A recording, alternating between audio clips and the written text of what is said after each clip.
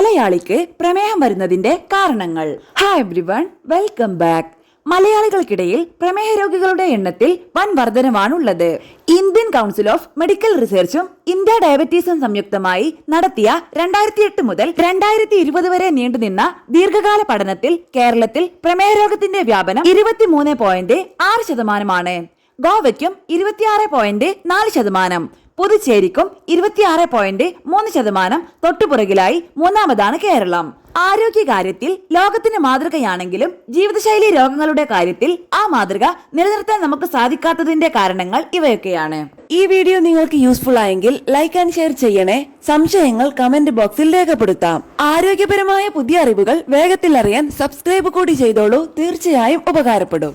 1. ഉയർന്ന അളവിലുള്ള കാർബോഹൈഡ്രേറ്റ് ഭക്ഷണ രീതി. രാവിലെ പുട്ട്, ഉച്ചക്ക് ചോറ്, വൈകിട്ട് എണ്ണയിൽ വറുത്ത പലഹാരം, രാത്രി കഞ്ഞി അല്ലെങ്കിൽ ചപ്പാത്തി. ശരാശരി മലയാളികളുടെ ഭക്ഷണശീലം ഏറെക്കുറെ ഈ രീതിയിലാണ്. കാർബോഹൈഡ്രേറ്റിന്റെ സാന്നിധ്യം ഉയർന്ന അളവിലുള്ള അരി ഭക്ഷണവും ഗോതമ്പും കപ്പയുമെല്ലാം അളവിലധികം കഴിക്കുന്നത് പ്രമേഹത്തിലേക്കുള്ള ഏറ്റവും എളുപ്പവഴിയാണെന്ന് അറിയാത്തവരല്ല നമ്മൾ. എന്നാലും സമയാസമയത്ത് ഈ ഭക്ഷണം കിട്ടിയില്ലെങ്കിൽ നമുക്ക് തൃപ്തിയാകില്ല. ഹൈ ഗ്ലൈസീമിക് ഇൻഡെക്സിൽ ഉൾപ്പെടുന്ന ഭക്ഷണ പദാർത്ഥമാണ് വെളുത്ത അരി. ഇത് രക്തത്തിലെ പഞ്ചസാരയുടെ അളവ് എളുപ്പത്തിൽ വർദ്ധിപ്പിക്കാൻ കാരണമാകും. 2. വെളിച്ചെണ്ണ. വറുക്കാനായാലും വറവിടാനായാലും വെളിച്ചെണ്ണ വിട്ടൊരു ചിന്തയും നമുക്കില്ല. വെളിച്ചെണ്ണ പലഹാരങ്ങളാണല്ലോ വൈകിട്ടത്തെ ചായയോടൊപ്പമുള്ള പതിവ് സഹചാരി. പപ്പടത്തിനായാലും അച്ചാറിലായാലും വെളിച്ചെണ്ണ തന്നെ വേണം. ആരോഗ്യപരമായ നിരവധി ഗുണങ്ങൾ വെളിച്ചെണ്ണയ്ക്കുണ്ട് എന്നത് യാഥാർത്ഥ്യമാണ്. എന്നാൽ അതിലെ പൂരിത കൊഴുപ്പിന്റെ അളവ് ശരീരഭാരം വർദ്ധിക്കുന്നതിനും ഇൻസുലിനെ പ്രതിരോധിക്കുന്നതിനും കാരണമാകും. അതിനാൽ വെളിച്ചെണ്ണയുടെ അമിത ഉപയോഗം കുറച്ച് പകരം ഒലീവ് എണ്ണയോ സൂര്യകാന്തി എണ്ണയോ ഉപയോഗിച്ചു തുടങ്ങാം. 3. ഇരുന്ന് ചെയ്യുന്ന ജോലി. വിദേശത്ത് പോയാൽ മേലനങ്ങി തൊഴിലെടുക്കാമെങ്കിലും നാട്ടിലുള്ളവർക്ക് ഇരുന്നുള്ള ജോലി തന്നെ വേണം. വിയർക്കുന്നത് അധ്വാനിക്കുന്നതുമായ ജോലിയൊക്കെ ബംഗാളികൾക്ക് നൽകി വൈറ്റ് കോളർ ജീവിത രീതിയിലേക്ക് മലയാളി മാറിയിട്ട് കുറച്ചു കാലമായി. ശരീരം അനങ്ങിയിട്ടില്ലെങ്കിൽ പ്രമേഹം ശരീരത്തിൽ കയറിക്കൂടും. ഇനി ശരീരം അനങ്ങാതെ ജോലിയാണ് ചെയ്യുന്നതെങ്കിൽ രാവിലെയും വൈകിട്ടുമൊക്കെ കുറച്ച് സമയമുണ്ടാക്കി നടക്കുകയോ ഓടുകയോ സൈക്കിൾ ചവിട്ടുകയോ ചെയ്തു നോക്കൂ. 4. വറുത്ത കായ, പഴംപൊരി, ഉണ്ണിയപ്പം.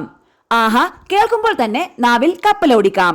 നല്ല രുചിയുള്ള ഇത്തരം വറുത്തതും ഉപ്പ് കൂടുതലുള്ളതുമൊക്കെയായ പലഹാരങ്ങൾ പ്രമേഹത്തിലേക്കുള്ള വഴി നേരത്തെ തന്നെ തുറന്നു തരുന്ന താക്കോലുകൾ കൂടിയാണ്. കലോറിയും പഞ്ചസാരയും അമിതമായ അളവിൽ ഇവയിൽ അടങ്ങിയിട്ടുണ്ട്. 5. പുകവലി, മദ്യപാനം. അമിത മദ്യപാനം മലയാളികളുടെ സാമൂഹിക സംവിധാനത്തിന്റെ ഭാഗമായി മാറിയിരിക്കുന്നു. രക്തത്തിലെ പ്രമേഹത്തിന്റെ നില താറുമാറാക്കുന്നതിൽ മദ്യത്തിന് ചെറുതല്ലാത്ത പങ്കുണ്ട്. പ്രമേഹത്തിന്റെ മരുന്നിനൊപ്പം മദ്യം കഴിക്കുന്നത് ഹൈപ്പോഗ്ലൈസീമിയയിലേക്ക് നയിക്കും. സ്ഥിരമായ മദ്യപാനം ട്രൈഗ്ലിസറൈഡിന്റെ നിലയിൽ വ്യത്യാസമുണ്ടാക്കും. ഇവയെല്ലാം പ്രമേഹ രോഗത്തിലേക്കുള്ള കാരണങ്ങളാണ്. പുകവലിയും സമാനമായ അവസ്ഥ തന്നെയാണ് സൃഷ്ടിക്കുന്നത്. 6. മാനസിക സംഘർഷവും മാനസികാരോഗ്യവും. മാനസിക സംഘർഷവും മാനസികാരോഗ്യക്കുറവും പ്രമേഹത്തിലേക്ക് നയിക്കുന്ന പ്രധാന ഘടകങ്ങളാണെന്ന് പഠനങ്ങൾ പറയുന്നു. വിദ്യാഭ്യാസത്തിലെ ഉയർന്ന നേട്ടങ്ങൾ മലയാളികൾക്കുണ്ട്. സ്വാഭാവികമായും മലയാളികളുടെ തൊഴിൽ സാഹചര്യങ്ങൾ കൂടുതൽ മെച്ചപ്പെട്ടതാണ്. അനുബന്ധമായി തൊഴിൽ മേഖലയിലെ മത്സരങ്ങളും സമ്മർദ്ദങ്ങളും വർദ്ധിക്കാൻ സാധ്യത കൂടുതലാണ്. ഇത് സംഘർഷഭരിതമായ മാനസികാവസ്ഥയിലേക്ക് നയിക്കാൻ സാധ്യത വർദ്ധിപ്പിക്കുന്നു. മാത്രമല്ല, ഇത്തരം അവസ്ഥയിലൂടെ കടന്നു പോകുന്നവർക്ക് സമയത്ത് ഭക്ഷണം കഴിക്കുവാനും കൃത്യമായി ഉറങ്ങുവാനുമൊന്നും സാധിക്കാതെ വരും. ഇതും പ്രമേഹത്തിലേക്ക് നയിക്കും. 7. വൈകിയുള്ള പ്രമേഹ നിർണയം. അറിഞ്ഞാൽ പിന്നെ മരുന്ന് കഴിക്കേണ്ടേ, അതുകൊണ്ട് പരിശോധന നടത്താൻ സൗകര്യമില്ല. മലയാളികളുടെ പൊതുവായ ചിന്താഗതിയാണിത്. എനിക്ക് പ്രമേഹം വരില്ല എന്ന അമിത ആത്മവിശ്വാസവും അഥവാ പ്രമേഹം വന്നാൽ മരുന്ന് കഴിക്കണമല്ലോ എന്ന ഭയവും ഒന്നുപോലെ നേരത്തെയുള്ള രോഗനിർണയത്തിന് വിഘാതമാകുന്ന കാരണങ്ങളാണ്. പ്രമേഹത്തിന്റെ പാരമ്പര്യമുള്ളവർ പോലും രോഗനിർണയ പരിശോധനകൾ നടത്താൻ മടിക്കുന്നു എന്നത് വലിയ വെല്ലുവിളിയാണ്.